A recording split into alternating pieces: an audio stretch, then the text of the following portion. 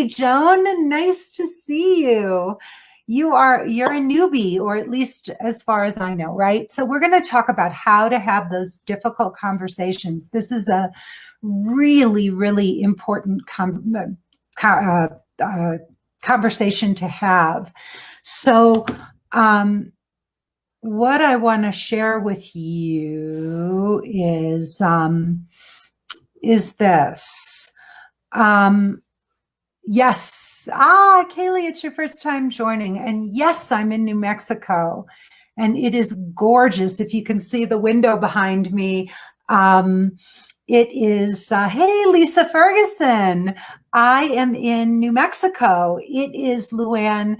Um, it snowed, so we've got like 6 inches of snow out there. It's pretty incredible. So, hi, Kaylee. Good to see you. Welcome. It's great to see you. Oh, you've been a part of the group for a couple of weeks now. Fantastic. Okay, so let's get to the subject at hand. Let's talk about difficult conversations. First, I want to talk about why it is so important to have difficult conversations with the man that you're dating. This is key. So one of the women, beautiful, sweetheart, one of my favorite people, she's in my mastermind group. Anonymity for all, but I want to share her story. She met a man right before COVID. They had this wonderful connection. She really hadn't felt like this in a long, long time with a man. And then he decided that he was going to leave the city that she lived in and he needed to go and be with his kids. And they had a beautiful night before he left, but he wanted to go and be with his daughter. He took a sabbatical from work and he went to be with her. And then things didn't go according to plan. It was very hard for him. He and his daughter were having issues. And so their relationship, there just wasn't room in his life for this relationship, even though they had had a beautiful connection. My client was lovely. She wrote to him. She was heartbroken because she hadn't liked a man this much in a long, long time. She was heartbroken, but she wrote to him and she said, look, I get it. And if things change, I would love it if you would reach out to me when you're free, when you have space in your world. If I'm still single, I would love to, I'd love for you to reach out if you do find that you have space in your world. And then lo and behold, he reached out to her. He told her that he was going to take a longer break from work because they were offering this. And so she said, he invited her to come out to meet him. He was going to go on a long trip and visit some places and travel. And he wanted her to come out and meet him. And then she was very worried because she didn't know if she should do it. And we all encouraged her in the group to go for it. He's was a great guy. They had a special connection and it seemed like the right thing to do. So she took time off of work, which was very hard for her. And she arranged everything to go and meet him. And he turned around and canceled the trip and said he couldn't go. He had things he had to do at home. He still had things that he needed to take care of with his daughter. And she's devastated. She didn't know if she should let him back into her life, and she did. And then he turned around and broke this thing off. And here's the hard part. She just wants to slam the door, close the door, walk away, and be done with it. And what's really sad is that she's heartbroken. She's just heartbroken over what happened. My dogs, I don't have the same privacy, so you have to excuse me. My puppies are barking, so bear with me. But she's just heartbroken and she just wants to be done with it. And today on the call, just, about an hour ago, we were all encouraging her to just get emotionally naked and talk to him and tell him how hurt she was. Because here's the thing, and this is why it is so important that you share your emotionally naked, honest truth with a man. If you don't let a man know that you've been hurt, if you don't tell him that he's hurt you, if you don't get emotionally naked and you just put on a good front and you say, okay, and you keep walking away, you will never, ever, ever get what you want from a man or in a relationship. And, she's very stalwart. She wants to just be done with it. She's upset at herself, I think, because she let him in again. And she feels like he just doesn't have room in his life for her, and it's the wrong time. And she's got to open up, and you all have to open up. You can't have hysterics and drama. Hey, Ellie. Hey, Anna. Good to see you both. You do not want to have hysterics and drama.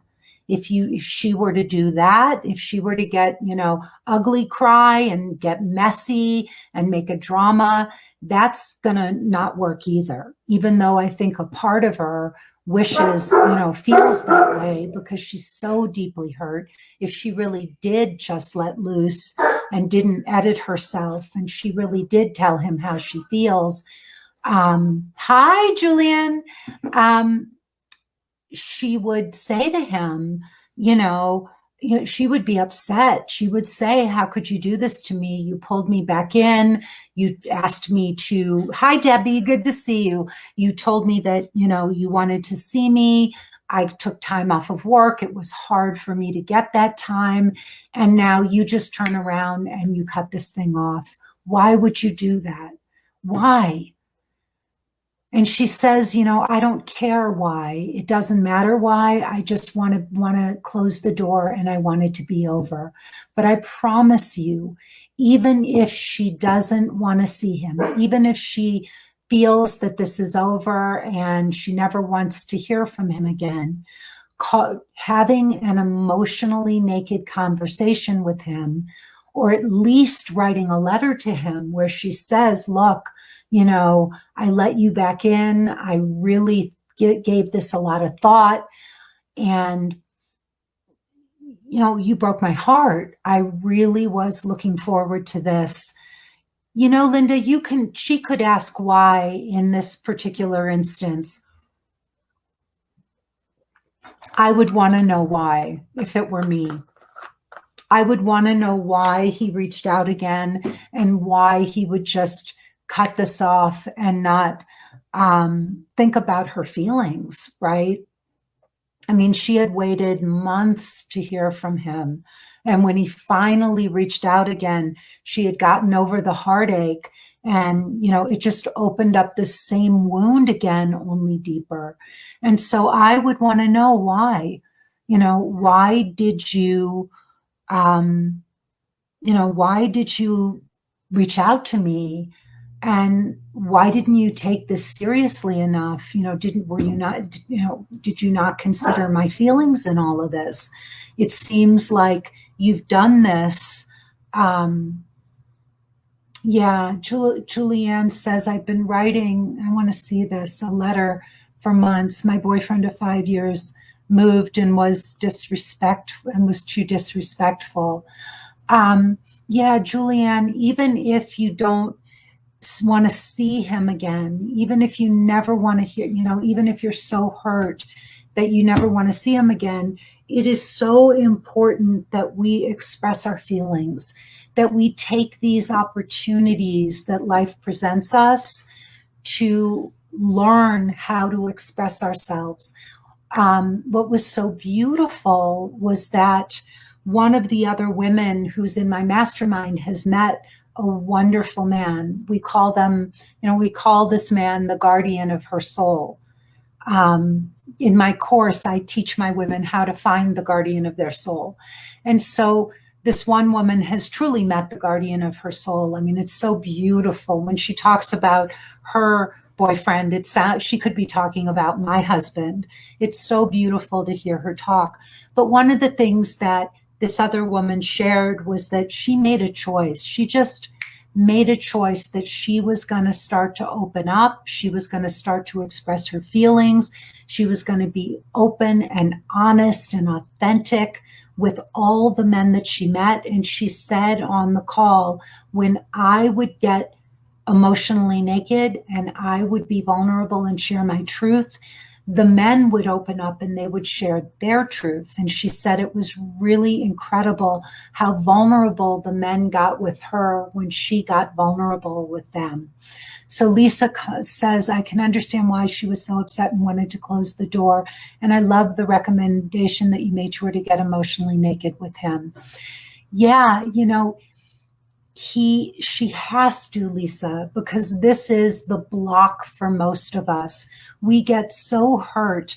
And what happens is we feel immediately like the person that hurt us doesn't care about our feelings. So if somebody hurt us and doesn't care about our feelings, why would we open up again? Why would we want to go back? It almost feels like we're putting our hand back in the fire, right?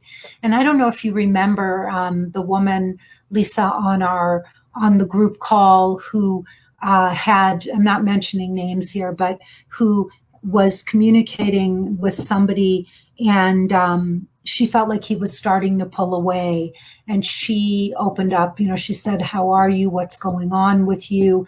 And that reopened a door where they could, where he wound up communicating with her and asking her on another date. So yes, it is an avoidant block. It truly is. This is an avoidant block. And what I used to do the same thing. If somebody hurt me, immediately I would default to, he doesn't care about me. He doesn't care about my feelings.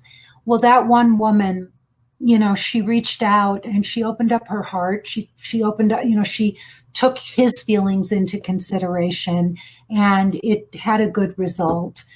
It's the same with this client. She needs to take his feelings into account. She needs to also realize there's two people here, and realize that she doesn't know until she asks what's really going on with him. She doesn't know why this man is if he's pulling away from her, if he's decided that maybe he just doesn't want to pursue this. She doesn't know if he really has things going on in his life where he can't, he just realized that he's not in a good place and he shouldn't have reached out. But if she doesn't get vulnerable with him, there is no way for them to connect and communicate.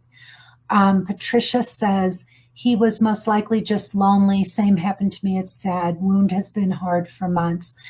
And I would ask you, Patricia, did you talk to him? Did you say, you broke my heart? You really hurt me when you did this, and then you didn't follow through. If you're just reaching out because you're lonely, please just lose my number. If you really have an intention of wanting to reconnect or for us to work, get back together, that's another story. But if you're just reaching out to me, because you're lonely and you need to put a Band-Aid on that, well, I'm not available for that. But you need to say, you broke my heart. You hurt me when you did that. Karen says, okay, but a man who has twice not made her a priority, why pursue the relationship? He apparently cannot be emotionally naked. Karen, I don't think that that's true. Her pattern is to run away. Her pattern is to, just shut the door and walk the other way. And so I don't know what his story is. There's a synergy. There's something that happens when one person opens up and gets emotionally naked, the other person can meet them there. But if she doesn't at least try, it's impossible for it to happen. So if she just says, okay, I get it, whatever, and walks away, he'll never know how much he hurt her. He'll never know. If you do not tell a man he hurt you, they will never know. We have to ask for what we want. Now, he may not care. He may say, I'm sorry, there's nothing I can do. Then she's got her answer. But she needs, this is her side of the street. This has nothing to do with him. It has nothing to do with even wanting to get back with him. She has to learn how to open up and be vulnerable with men. If you keep attracting men who are emotionally unavailable, who do not follow through with you, who ghost you, who just want you for sex, that is somehow a reflection of the fact that you are also blocked. You are emotionally unavailable. You are attracting it because it takes two to tango. So she needs to open up and talk to him and be real with him and tell him exactly what happened. Sassafras says, not sure I'd ask the question that I don't want to know the answer to. I've done this before, and now I wouldn't ask, just go forward. If you do that, Sassafras, you're not going to learn. If a guy says, look, I decided that I don't want to pursue this, then she needs to know that. She needs to know that that's what happened. If he really just can't do it, she needs to know. But we have got to learn how to be vulnerable. Vulnerability is what makes a lasting, loving relationship. And the only way you're going to ever learn how to get vulnerable or be vulnerable is by taking your walls down and being vulnerable. That's how you do it. And in order to be vulnerable, you have to have healthy self-esteem and good boundaries. If a man said to me, the truth is I decided to end this, or I didn't want to go away with you because I don't really want to pursue this, and I realized after we reconnected that it's just not something I really want to pursue, then I would say, okay, that hurts, but I dodged a bullet and he's not my guy. That's all. So Sassafras says, yes, the same experience here, selfish reason, and it hurt more to ask and get the truth. Well, then, then you got to be open to hearing the truth and learning and growing from it and not take it personally. If his truth is that he doesn't want to get to know you, or there's something that he felt he didn't like about you, if you want to have healthy, open, real relationships, then, you got to be willing to hear the truth. And just because somebody tells you his truth, it doesn't mean it has to be true for you. You can just say, okay, I had a guy who unloaded on me and told me all kinds of horrible things that he thought about me. I didn't take it personally. I didn't think it was the truth. That was his truth. But then I didn't want to be with a guy like that. He told me a bunch of horrible things that he thought about me. And I looked at him and I said, why would I want to? I said, you don't like me. Why do I want to be in a relationship with someone who doesn't like me? And I walked away. He tried to email me several times afterward. I wasn't interested. Setting an intention, as we said earlier, really helps set the course. It truly does. It really, really does. And having a beautiful, clear intention is fantastic. So do you really want to spend time with a man who has hurt you? Karen, people in relationships are going to hurt each other all the time. You're going to get hurt. But here's the other thing. You're going to hurt people. People are going to get hurt by you. It's not like we're just the ones getting hurt. I've hurt people in my life. I've rejected men. I've hurt people, intentionally or unintentionally in my life. I'm not innocent. I'm not mean. I don't, want to do harm to people, but relationship is risky. It's it's like running the gauntlet sometimes. You have to be up for it. And if you run away every time you get hurt, my husband's hurt me, I've hurt him. But we love each other and we talk about it and we work through it. That's called being an adult and being able to be vulnerable. That's all. Even there will be times where you don't, where you say something and the other person hears it the wrong way and they get really hurt and they just heard it differently than you intended it. But there's hurt that is always happening in a relationship on both sides. The goal is to learn how to communicate, how to get emotionally naked, how to hear somebody else's perspective. I mean, this man may really be up a creek. He may be having a really hard time. Maybe his life was getting back on track when he contacted her. And then he's got a daughter. He's been having issues with her. He's trying to get rid of his house. He realized that he has to do some work on the house before he can leave. I don't know. But healthy relationship means that you take both sides into account. It's not just what I need, it's what both people need. And that you have to be able to find a balance between both people. You have two human beings who are having two completely different life experiences simultaneously. And the goal is to be able to make room for both of them. If we run away every time we're hurt or disappointed, we're just going to keep running. It's why many of you are single right now.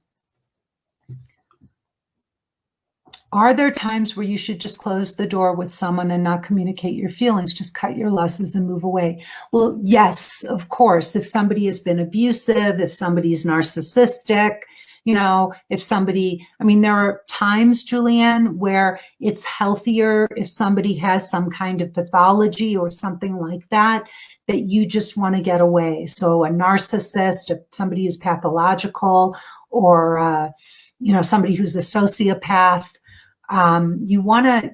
you can't reason with those people. So those are the people that you want to move away from quickly. And then you would talk to a therapist or somebody who's qualified to help you work through that. But here's the thing.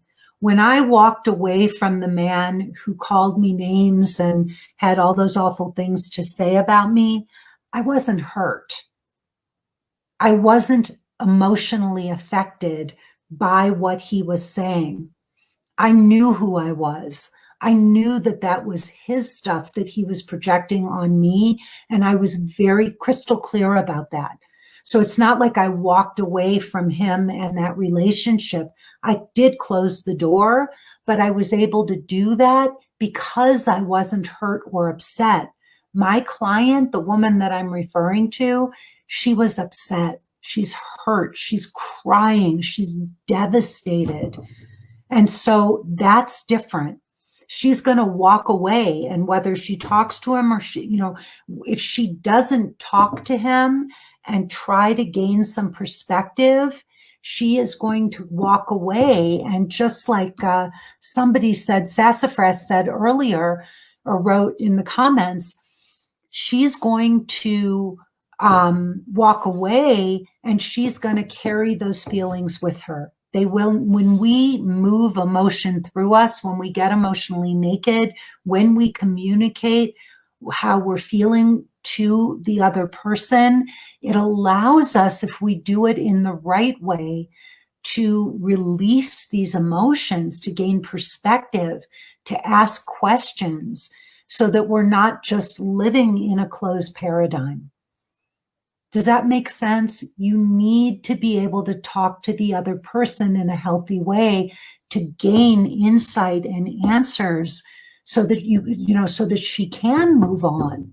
Otherwise, she's just going to move on, and she's just going to stay stuck. She's not going to grow from this. She's going to be in the same place 6 months from now or a year from now. It will not go away. Anna said, I reached out to you a few days ago when you decided not to coach me. I took that response to talk to my boyfriend about what I needed. That was a sobering moment. I was my emotional. Yeah, Anna, I never said that I wouldn't coach you. I don't know what happened. I actually wrote to my assistant and said that I did want to talk to you and that I did feel I could coach you. But it's great that you went and talked to your boyfriend and that you worked through this. But I actually told my assistant that I did want to talk to you. So I'm really surprised. I would never have said I didn't want to coach you. So I'm going to make a note of that because, yeah, there was a misunderstanding. Yeah, I don't know what happened there, but I said absolutely. I'm just making a note of this so I can let my assistant know. Um, Patricia says it's like a ghost after 2 years. A lot of self-care. Some days are awesome alone. I let him know. Think it made him into a cocoon. Well, Patricia, it has to do with how you talk about these things. So if you go to somebody and you just, it's a fight, or you blame them, or you yell, or or there's histrionics or drama, a lot of drama, it's not going to be, I don't know what happened, but it's about being able to compose your thoughts and, um, it's about being able to compose your thoughts and to be able to have a healthy conversation and learn how to express your feelings without being angry. You can express anger without getting angry. You can communicate that you're hurt, without drama. It doesn't mean you don't cry, but there's a difference between drama and just emoting. So it's learning, it takes practice to do this. um, but it can be very helpful. Yeah, Anna, I didn't reject you, honey. I wouldn't have rejected you at all. Truly, I wrote to my assistant and I said, yes, I would like to speak to her, so I have to look at that. I don't know what got lost in translation, but I wanted to speak to you. Rejection is redirection, or rejection is protection, that too. Um, your response would have been the dial tone.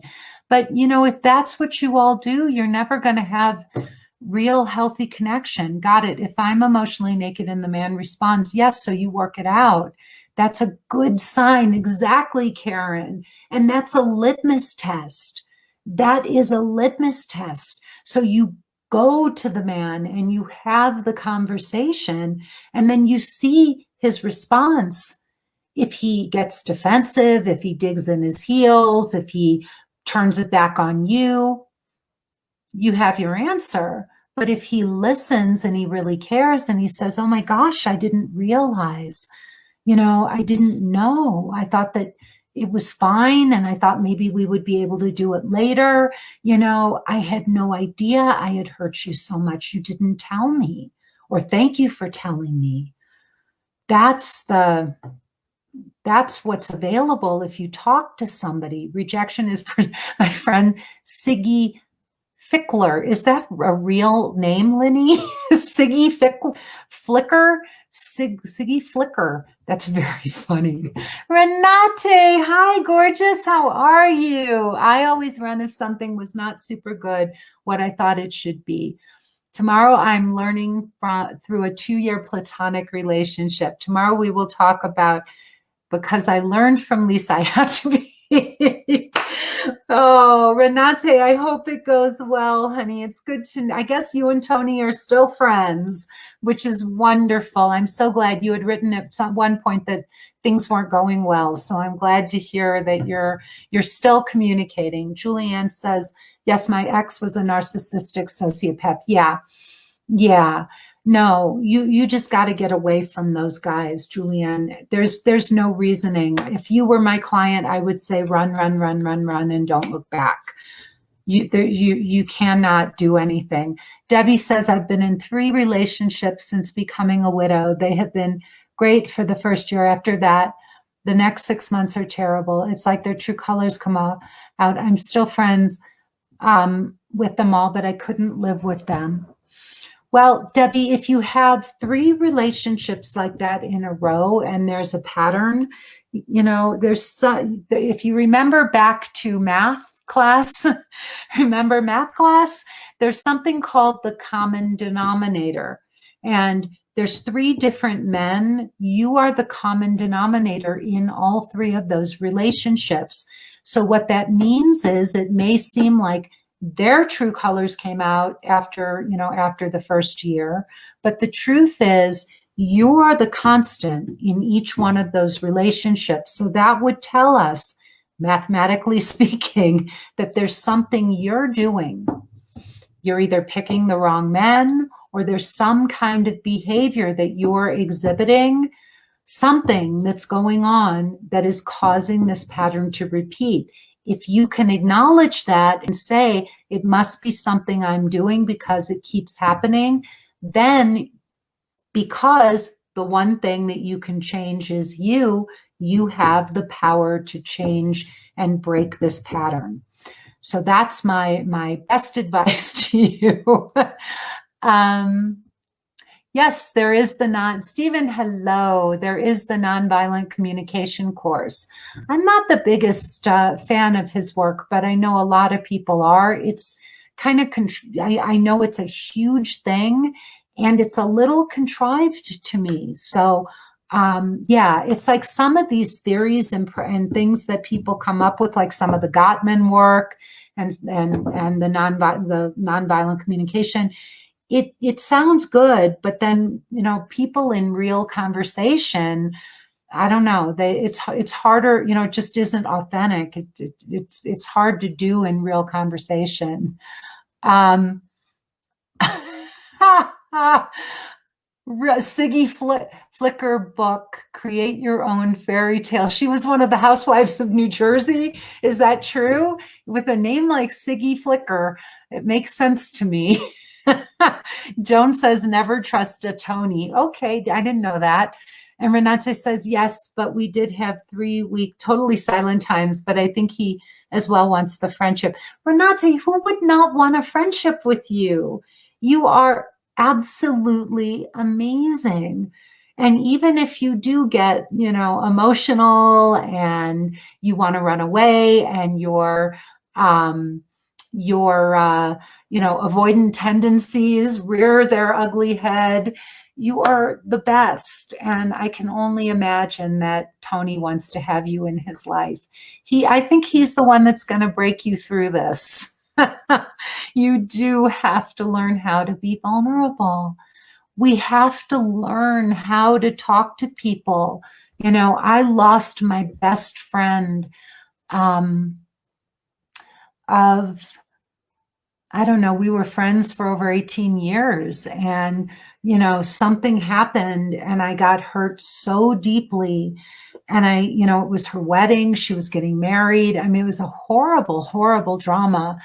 And yeah, I got hurt so deeply. And that part of me, that she broke my trust and I couldn't come back from it. It was so deep. And I couldn't even talk to her about it. I couldn't even have a conversation with her about how much she'd hurt me. And this beautiful friendship of many, many, many years ended because there was a misunderstanding. And, it was really, really, really, really gut-wrenching. But we have to learn how to have these difficult conversations. We have to. If we don't, we'll never have the kind of emotionally naked relationship that we want. So, yeah, Anna, I'll reach out to you, honey. I'm so sorry for the misunderstanding, but I'm glad that you said something. I don't know about Jersey girls getting bad raps. So yeah, aw, you're welcome, Renate. Yeah, you have to get it, honey. You're amazing. And, if we run away every time we feel hurt by someone or hurt by a man, we're never, ever, ever going to be able to open our hearts. We've got to just start opening up our hearts, and the right men will come in. In fact, my client who met the guardian of her soul in my mastermind group, she was sharing that she and her boyfriend, they did the 36 questions from the New York Times that lead to love. And he was the one who wanted to do the questions. And what happened was that one question was, share something that you want this person to know about you. And he told my client, he said, no matter what happens, I never want to hurt you. I never intend to hurt you. And even if she, she makes a face or she looks like pouts or whatever, he'll stop and he'll say, "Are you okay? Did I say something to hurt you?" I mean, he is so loving and protective of her. And she found, by opening her heart, the sweetest, kindest, most protective man. And she was courageous. Like, she went all out. So it was really, really, really beautiful to see.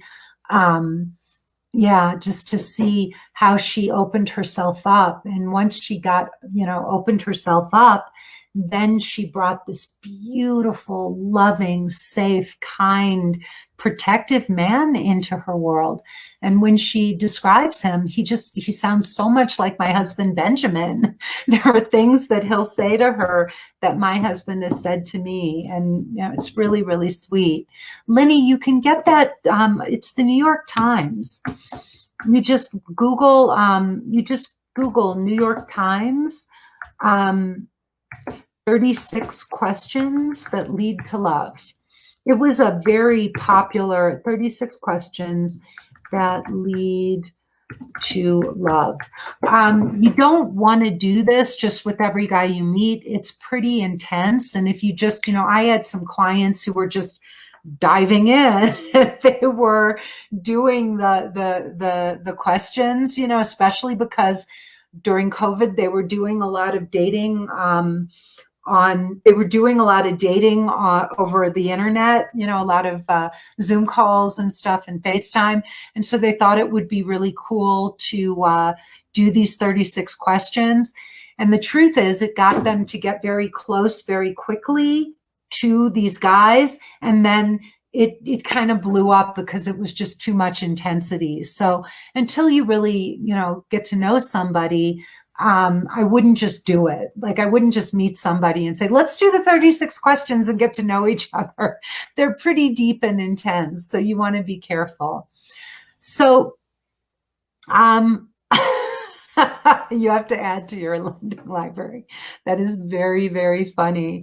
Renee said you need to develop. Hi, Renee. It's great to see you, honey.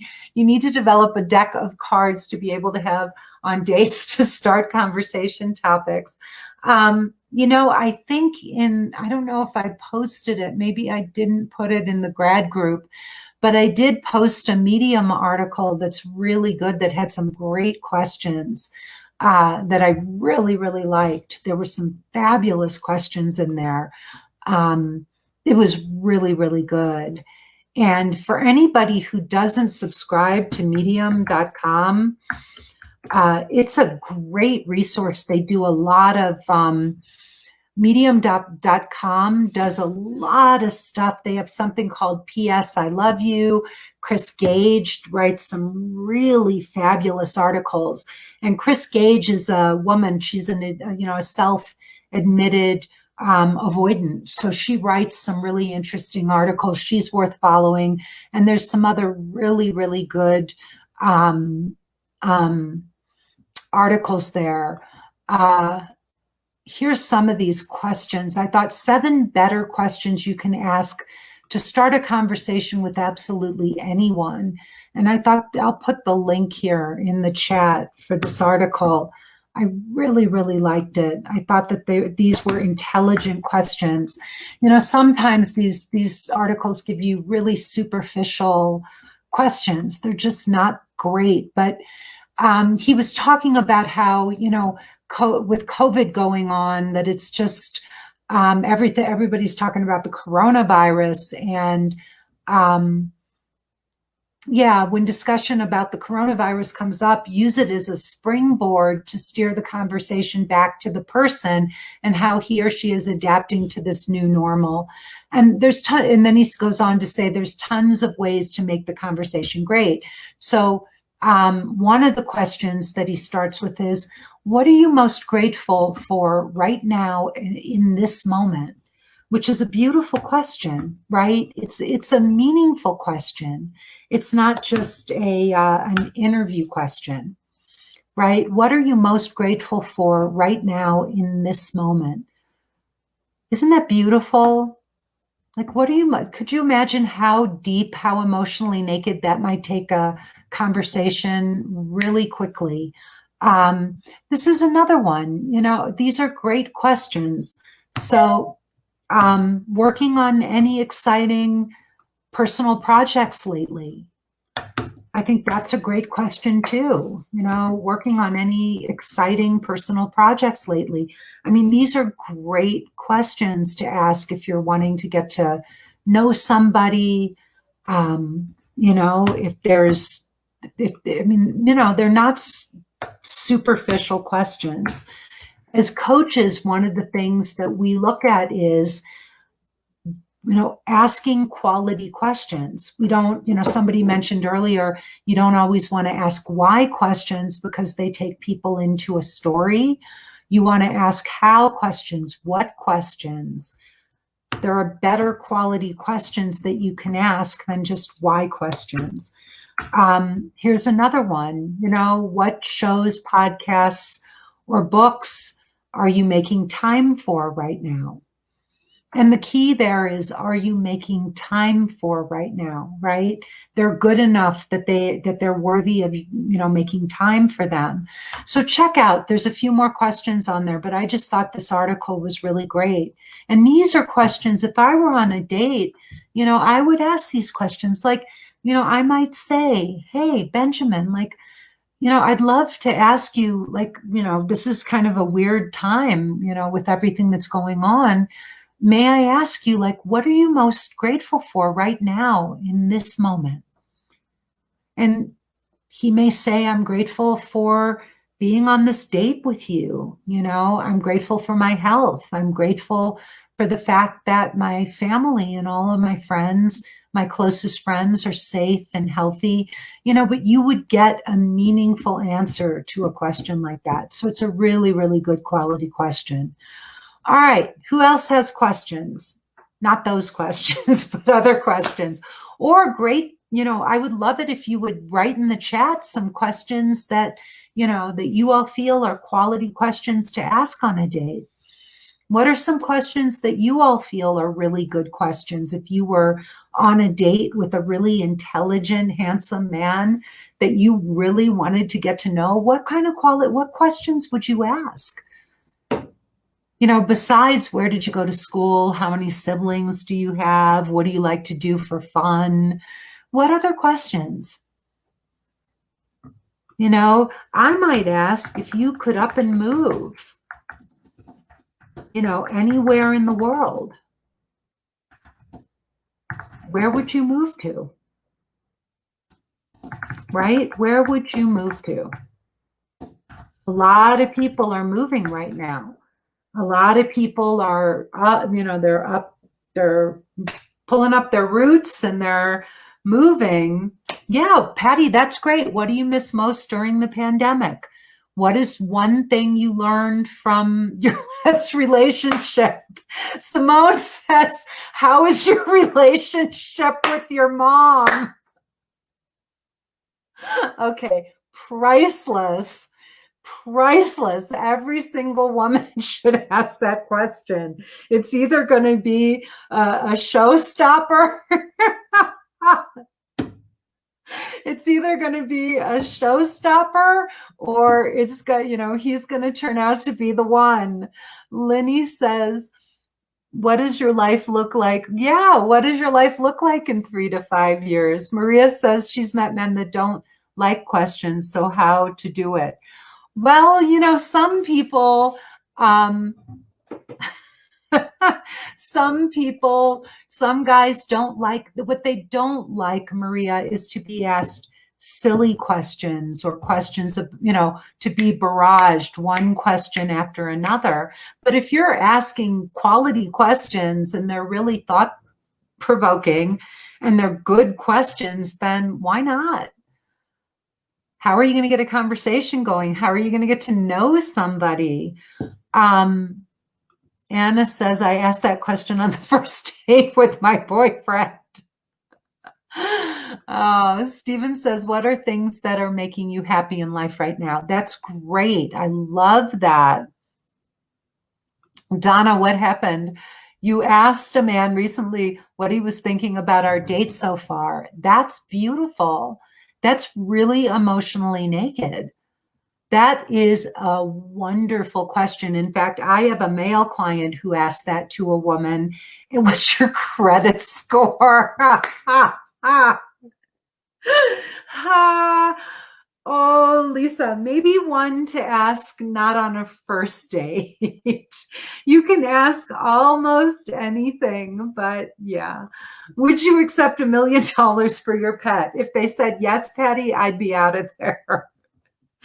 There is nothing I would take for my pets. Nothing.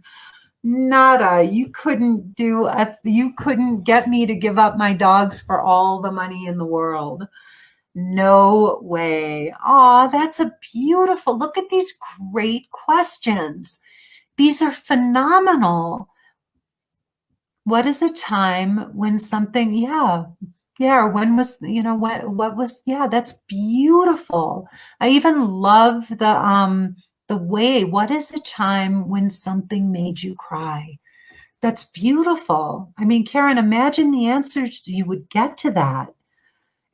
These are vulnerable, naked, real quality questions. They're not superficial. You all are doing great. See how smart you all are? I like that my viewers are smart. This is really a great thread. I think you all should copy this and remember these questions. They're really good. Super good. Excellent, excellent, excellent. What do you miss most during this pandemic? These are awesome. All right, everybody. I'm actually copying them because I think that there's some great questions here. These are really good. All right, anybody else? Anyone else have any questions for me? Donna, you never finished your thought. I have no idea what it caused when you asked that question, but what do you love about your mother? That's beautiful, Joan. Beautiful. Do you see how that's also what's great about that question is that the way you framed the question, what do you love about your mother? So I want you to see that the way you framed that question, it's not tell me about your mother. It's what do you love about your mother? So that's beautiful. Are you working in your dream job? That's excellent. And men love to talk about their jobs, Debbie, right? They want to talk about their jobs. They want women who are receptive to listening to them talk about that stuff. So yeah, that's beautiful, beautiful question. Any other, not just questions to ask men, but any dating questions for me? It caused him to stop and focus in the moment, and you're still dating him 3 weeks later. That's awesome, Donna. Yay! Look at you getting emotionally naked and dating a great guy. That's phenomenal, phenomenal. Is that a picture of you quilting there? It helps your anxious feelings. See, you took care of yourself and you got emotionally naked and you asked him. I think that's so beautiful. You just, instead of sitting there and being anxious, you just put the question out there and look at this. All right, okay. I just received a voice message from a man who went away for a long weekend and said he'd call me today to set up a date. He said he's heading out and will be available to talk tomorrow night. Should I send him a text letting him know I can't wait to talk to him tomorrow night? Yeah, just say, oh my God, if it were me, oh my God, it was so great to hear from you. Thank you for remembering to reach out to me. And yes, I would love to talk to you. Can't wait. But be excited, lots of exclamation points, lots of enthusiasm. Let's see here. Can you ask questions about their kids on the first date? I would. If I were dating somebody who had kids, I would want to know about those kids because I was a stepkid And I wouldn't have wanted to be my stepmother. I would not have wanted that at all. So yes, I would ask. His kids are probably a big part of his life, and you would want to know what the arrangements are and all. I mean, you don't have to probe him, but I think it's okay to ask. Jerry has a question. Yeah, what is Jerry's question, Simone? What is Jerry's question? Yeah, what, Jerry, tell us Jerry's question. Shari says, been on 3 dates with this guy, not for me. How do I say this to him without hurting him? So Shari, all you have to do is all you got to do, Shari, is say, all you got to do is just say, thank you so much for your time. It was, I really enjoyed our dates. But we're not a match. And I want to wish you all the best in your search. Simone, are you asking me if it's possible? How come I'm so happy? Is that what Jerry's asking? I'm happy because I'm married to Benjamin and I have the 3 cutest little dogs in the world. And I have friends like you and Jerry. What more could I ask for? Life is good and simple. And I get to do my dream job. I get to do the thing I love more than anything.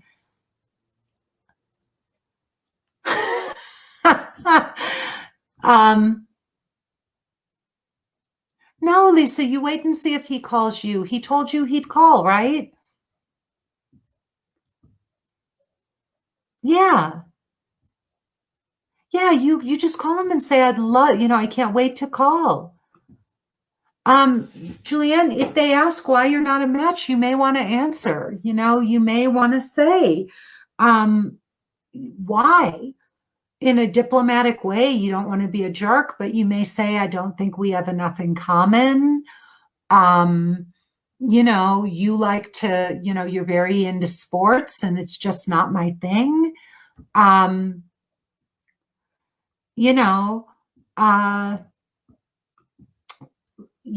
Lisa, just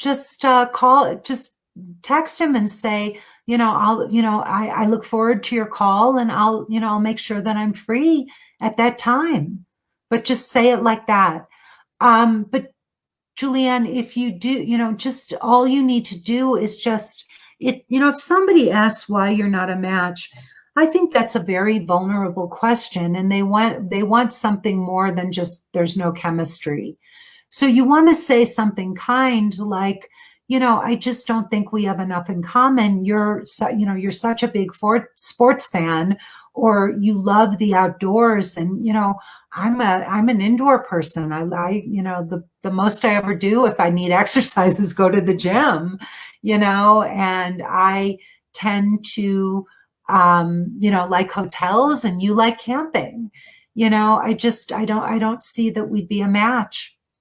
So be honest and answer a vulnerable question with a real honest answer. I think that it someone deserves it. Now, if they shoot back and they're a jerk, like, well, why and whatever, and you're making a snap judgment, cut it off.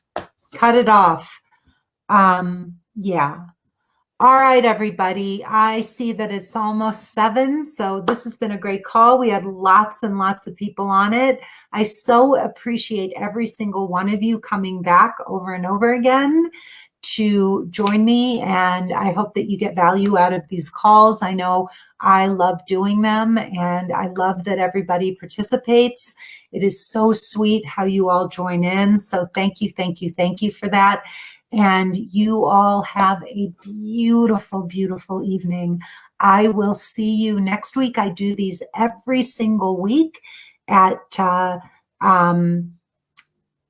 p.m. Pacific time, 6 p.m. Mountain time.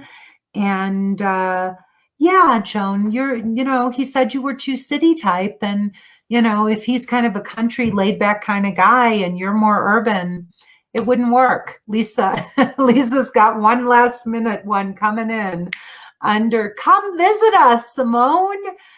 jump in the car or get on a plane and come see us. Um, Yeah, Kaylee, I'm glad. So Lisa says, I've been dating this amazing guy for 3 months, have spent a lot of time together. He's not controlling in any way. He doesn't mind me talking to my exes, except for one whom I broke up with a year ago. We were serious and he still loves me and wants to get back together. My new guy doesn't want me communicating with him. He says he can't compete with that. Um, just wanted your thoughts. Lisa, I think that's legitimate. If you were, he's accepting of all your other exes except the one that wants you back. And I think you have to look at, do you want this other relationship to work? Do you really want to go forward with the guy that you're seeing?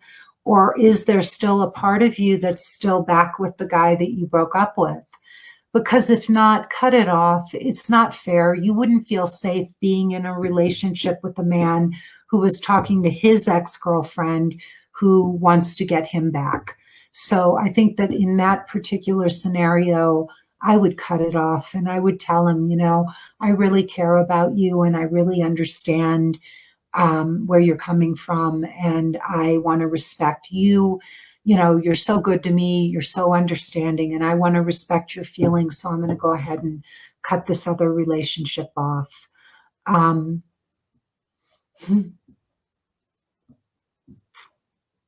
yeah. All right, everybody. Good night. Thank you again. I will see you next week. Bye bye. Have a wonderful